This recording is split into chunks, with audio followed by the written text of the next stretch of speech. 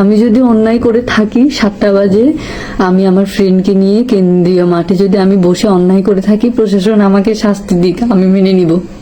কিন্তু আমি যদি বিচারের আওতায় আসি, সবাইকে বিচারের আওতায় আসতে হবে। নমস্কার, আমি প্রিয়া দেবী। সম্প্রতি আমাকে নিয়ে কিছু ছবি সোশ্যাল মিডিয়ায় কিছু ছবি ভাইরাল হচ্ছে এবং সেখানে কুরুচিপূর্ণ মন্তব্য করে শেয়ার করা হচ্ছে মিডিয়া থেকে, যেটা আসলে সত্যি নয়, একেবারে এরকম ছিল না, বা যেটা ছড়ানো হচ্ছে সেটা নয়। আমি ভেবেছিলাম এটা ক্যাম্পাসের অভ্যন্তরীণ বিষয়, ক্যাম্পাসের মধ্যে থাকবে এবং হচ্ছে সেটা আমি ক্যাম্পাসের প্রশাসন থেকে সুষ্ঠু বিচার পাবো।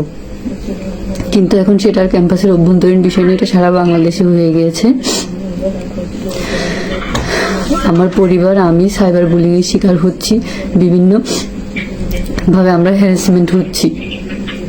তো আমার মনে হলো এখন আমার এক্সপ্লেনেশন করা দরকার সোশ্যাল মিডিয়ায়। আমি এক্সপ্লেনেশন করার পরে আপনারা শুনে বলবেন যে ঘটনাটা শোনার পরে আপনারা বলবেন যে আমার অপরাধ কতটুকু, আপনারা এই ডিসিশন নেবেন। এখন আমি ঘটনাটা বলি। ঘটনাটা ঘটে শুক্রবারে সকালে আমার ফ্রেন্ডের একটা নাচের শ্যুট করার কথা ছিল এবং সেটা নিয়ে আমরা ব্যস্ত ছিলাম, শ্যুটের বিষয় নিয়ে।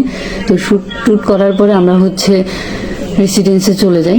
এরপর আমি 6:30টার দিকে হচ্ছে হল থেকে বের হয়ে আমাদের ক্যাম্পাসের অভ্যন্তরীণ বিস্তা ক্যাফে যাই। সেখানে হচ্ছে আমি আর জনি এসব বিষয় নিয়ে আলোচনা করি, শ্যুটের বিষয় নিয়ে।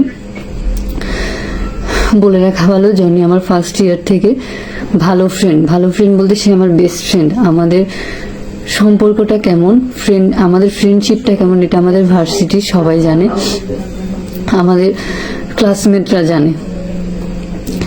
এরপর আমরা হচ্ছে বিস্তা থেকে হাঁটতে হচ্ছে মাঠের দিকে যাই। মাঠে যখন আমরা যাই তখন হচ্ছে সেখানে কয়েকজন ছেলে মেয়ে ছিল, পরবর্তীতে তারা বের হয়ে যায়। আমরা সেখানে বসে আড্ডা দিই, আমরাও বের হয়ে যাব।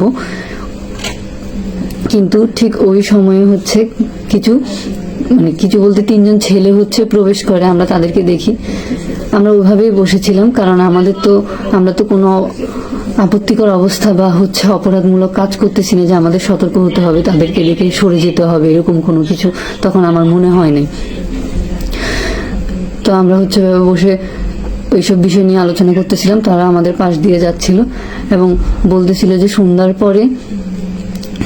সন্ধ্যা 6টার পরে যে মেয়েরা হচ্ছে বাইরে থাকে তারা হচ্ছে যৌনপল্লীর মেয়ে, তাদের কোনো লাজ শরম নেই, তাদের পারিবারিক শিক্ষা নেই। তারা আরো বিভিন্ন স্লাট শেমিং ইউজ করতেছিল। তখন আমার ফ্রেন্ড জনি বলে যে ভাই আমাদেরকে কি বললেন। তখন তারা চড়াওভাবে এগিয়ে আসে লাইট ধরে মুখের ওপর এবং বলে যে হ্যাঁ, বারবার সেম কথাই বলতে থাকে। তখন আমরা তাদেরকে প্রশ্ন করি যে ক্যাম্পাসে 60% মেয়ে সন্ধ্যা 6টার পরে থাকে, তাহলে সবাই কি যৌনপল্লীর মেয়ে? তখন তারা বলে যে হ্যাঁ, সবাই যৌনপল্লীর মেয়ে, আর যারা ছেলেদের সাথে থাকে তারা আরো খারাপ মেয়ে, তাদের পারিবারিক কোনো শিক্ষা নেই। বিভিন্ন ধরনের কথা তারা বলে, তাদের সাথে আমরা তর্কে জড়াই। তারা হচ্ছে তখন বলে যে তর্ক করতে করতে এই বেয়াদবগুলোর ছবি তুল, এদের অবস্থা কি করা লাগে দেখি। এরপরে তারা ছবি তুলে, তাদের সাথে আমরা তর্কে জড়াই। তারা আমাদের কাছ থেকে জবাবদিহিতে চায়। আমরা তাদেরকে বলি আপনারা কি প্রশাসন, আমরা আপনাদের কাছে জবাবদিহি কেন করব, আপনারা প্রশাসনকে বলেন, আমরা প্রশাসনের কাছে জবাবদিহি করব। তখন প্রশাসনকে তর্ক করার মাধ্যমে ওরা হচ্ছে প্রশাসনকে বা প্রক্টোরিয়াল বডিকে হচ্ছে ফোন দেয়। এরপরে হচ্ছে প্রক্টোরিয়াল বডি 7:30টার দিকে আসে। প্রক্টোরিয়াল বডি মাঠে প্রবেশ করার আগে তারা হচ্ছে প্রক্টোরিয়াল বডির কাছে যায় এবং প্রক্টোরিয়াল বডির সাথে কথা বলতে তারা মাঠে আসে। এসে হচ্ছে প্রক্টোরিয়াল বডিকে আমাদের ছবি দেখায় এবং প্রক্টোরিয়াল বডি তারা আমাদের সাথে কথা বলেন এবং তাদের সাথে কথা বলেন। কথা বলার এক পর্যায়ে প্রক্টোরিয়াল বডি আমাদেরকে বলেন যে এখানে আর বসা যাবে না, এখানে বসতে পারবো না। তো সেক্ষেত্রে আমরা হচ্ছে স্যারকে বলি ঠিক আছে, আমরা আর বসবো না এখানে। তখন হচ্ছে তারা বলে যে এখানে স্যারদেরই দোষ, যে মেয়েদের হলের নিয়ম এরকম কেন করা হয় না যে 6টার পরে আর কেউ বেরোতে পারবে না। এই সন্ধ্যা আইন যদি চালু করা হতো তাহলে তারা যেটা বলতেছে যে আমরা হচ্ছে এই আপত্তিকর অবস্থা বা আমরা হচ্ছে অসম্মানিত করতে পারতাম না, কিন্তু আমরা ওখানে কোনো আপত্তিকর অবস্থায় ছিলাম না, যার কারণে আমরা তাদের সাথে তর্কে জড়াইছি। আমরা যদি আপত্তিকর অবস্থায় থাকতাম তাহলে আমরা হচ্ছে নেগোসিয়েশনে যাইতাম, তাদের কাছে ক্ষমা চাইতাম, তাদের সাথে এভাবে তর্কে জড়াইতাম না। আমার মনে হয়েছে যে তো তাদের সাথে যে তর্কে না জড়ানোর কারণে যে তারা এভাবে আমার ব্যক্তিগত তথ্য পাবলিক করলো, এটার দায়ভার কে নিবে? আমার হ্যাঁ, এখানে বলে রাখা ভালো যে স্যাররা হচ্ছে আমাদের কাছ থেকে ওই যে যখন মাঠে বসা যাবে না বললে চলে যেতে বললো, তখন হচ্ছে বললো যে আমাদের নাম পরিচয় এগুলা দিতে এবং ছবি আমাদের আলাদা করে ছবি তুলবে। তো তখন হচ্ছে আমি বলি আমি তাদেরকে দিব না, আমি স্যারকে দিব। তখন স্যার বলে যে আমাকে দিলেও আমাকে হচ্ছে সাংবাদিক সমিতিকে জবাবদিহিতা করতে হবে। তো আমরা বললাম আচ্ছা ঠিক আছে, তাহলে আমরা ওদেরকে দিচ্ছি। যখন স্যার বললো যে ওদেরকে আমাকে দিলেও ওদেরকে দিতে হবে, এখন তোমরা ওদেরকেই দিয়ে দাও, তো আমরা ওদেরকে দিলাম।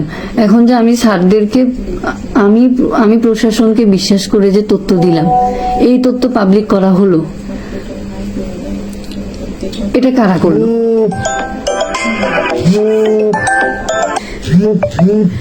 এটা যারা করছে, আমি যে এইসব সাইবার বুলিং এর আর নিতে পারতেছি না। আমি এইসব শুনে আমি এখন ট্রমাটাইজড হয়ে গেছি। আমার মনে হচ্ছে এখন আমি মরে যাই। আমার ফ্যামিলির যে হ্যারাসমেন্ট হয়েছে, আমার যে হ্যারাসমেন্ট হয়েছে, এটার দায়ভার কে নিবে? প্রশাসন নিবে, নাকি যারা ঘটনাটা ঘটাইছে তারা নিবে, নাকি যারা ছড়াই দিছে তারা নিবে? কে নিবে? এর আগেও ক্যাম্পাসে এই রিলেটেড কিছু নিউজ হয়েছে, সেখানে কারো পরিচয় প্রকাশ করা হয়নি। যেহেতু আমরা কোনো অসৎ উদ্দেশ্যে সেখানে বসি নাই, তাই আমাদের নিয়ে ওনারা যে স্লাট শেমিং করতেছিল আমরা সেটার প্রতিবাদ করছিলাম। আমরা যদি অপরাধ করতাম তাহলে চুপ করে মাপ চেয়ে চলে আসতাম, এত কিছু হতো না। যেহেতু অপরাধ করিনি, তাই আমরা তাদের সাথে তাদের কাছে ক্ষমা চাইনি। আমার মনে হয় না যে আমি অপরাধ করছি এখানে। আমার যদি 7টায় আমার ফ্রেন্ডের সাথে কেন্দ্রীয় মাঠে বসে থাকাটা অপরাধ হয়ে থাকে, সেক্ষেত্রে বিশ্ববিদ্যালয়ের আইন অনুযায়ী যে শাস্তি দেওয়া আমি সেটা মেনে নিব। আমি মেনে নিচ্ছি, কিন্তু আমি কোনো অসামাজিক কাজে ওখানে লিপ্ত ছিলাম না। যদি থাকতাম তাহলে আমি ওদের সাথে নেগোসিয়েশনে যেতাম, তর্ক করতাম না, ঝগড়া করতাম না ওদের সাথে। এই যে আমি তাদের সাথে নেগোসিয়েশনে যাইনি, তাদের সাথে ঝগড়া করলাম, এটার এই আক্রোশটা থেকে যে তারা আমার ব্যক্তিগত এসব তথ্য ছড়াই দিছে এভাবে, এটার বিচার কি আমি পাবো না? আমি যদি শাস্তির আওতায় আসি, তাহলে কি ওরা শাস্তির আওতায় আসবে না? ওদের কি বিচার হবে না? এই অপরাধের কারণে কি আমার ব্যক্তিগত তথ্য এভাবে পাবলিক করে দিতে পারে তারা? আমার যদি কেন্দ্রীয় খেলার মাঠে 7টা বাজে বসাটা অপরাধ হয়ে থাকে, এটা আমি মেনে নিতাম। প্রশাসন যদি আমাকে শাস্তি দিত, আমি এখনো মেনে নিতে রাজি। আমার যদি ওখানে বসাটা অপরাধ হয়ে থাকে, আমি মেনে নিতে রাজি। কিন্তু আমার যে ব্যক্তিগত তথ্য এভাবে আমি যে প্রশাসনকে বিশ্বাস করে যে তথ্যগুলো দিলাম, এগুলা যে এখন পাবলিক করা হয়েছে, এখন আমি কার কাছে যাব? আমি যদি এখন একটা ডিসিশন নিই, সেটার দায়ভার কার? আমার পরিবার যে এভাবে হ্যারাস হয়েছে, এটার দায়ভার কার? দায়ভার কি এটা প্রশাসন এড়াতে পারে?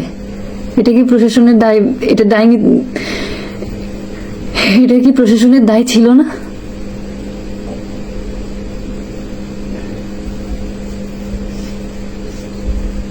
আমাকে যেভাবে হ্যারাস করা হচ্ছে, আমি যদি এই স্লাট শেমিং গুলো মেনে নিয়ে তাদের সাথে নেগোসিয়েশনে যেতাম, তাহলে তো এত কিছু হতোই না। এর আগেও তো ক্যাম্পাসে এই রিলেটেড অনেক নিউজ হয়েছে, কই তাদের তো কোনো তথ্য প্রকাশ করা হয়নি, আমারটা কেন করা হয়েছে?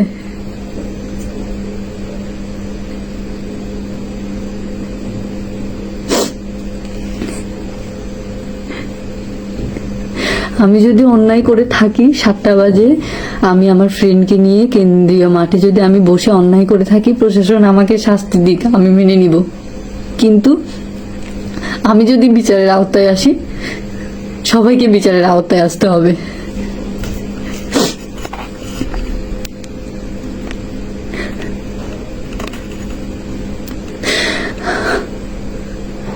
আমাকে যদি বাধ্য করা হয় কোনো ডিসিশন নিতে, সেক্ষেত্রে সবাইকে বিচারের আওতায় এসে সবার বিচার করতে হবে।